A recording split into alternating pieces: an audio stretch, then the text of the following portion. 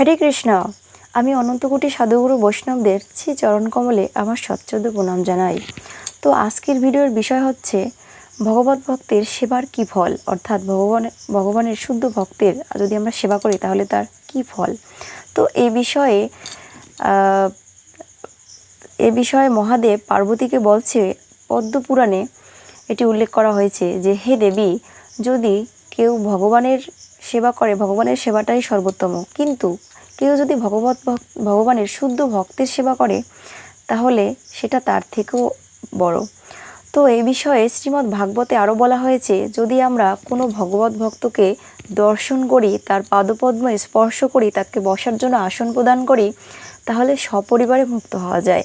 কিন্তু যদি তার সরাসরি সেবা করি তাহলে তার যে কত ফল সেটা আমরা কল্পনাও করতে পারি না।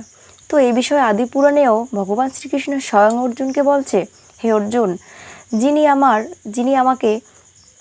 নিজেকে ভক্ত বলে প্রচার করতে চায় সে আমার ভক্ত নয়।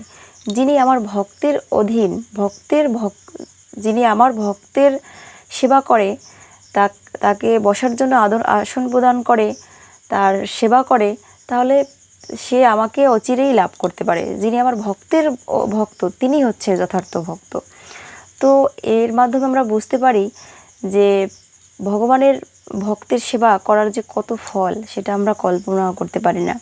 তাই সরাসরি আমরা কেউ ভগবানকে প্রাপ্ত করতে পারি না যদি না তার কোনো শুদ্ধ ভক্তের কৃপা আমাদের হয়। তাই আমাদের বৈষ্ণব আচারের প্রথম কাজ হচ্ছে, আমরা যদি কেউ ভগবান পরম পুরুষোত্তম ভগবান শ্রীকৃষ্ণকে প্রাপ্ত করতে চাই তাহলে অবশ্যই কোনো শুদ্ধ ভক্তের, কোনো বৈষ্ণবের সরাসরি তার আশ্রয় গ্রহণ করে তার সেবা করার মাধ্যমেই তাকে আমরা গুরুরূপে গ্রহণ করার মাধ্যমেই ভগবানকে প্রাপ্ত করতে পারবো। তাই আমাদের সবার উচিত যতটা পারি বৈষ্ণব সেবা করা, তাদের নিন্দা থেকে অবশ্যই আমাদের দূরে থাকতে হবে, তাদের সেবা করতে হবে।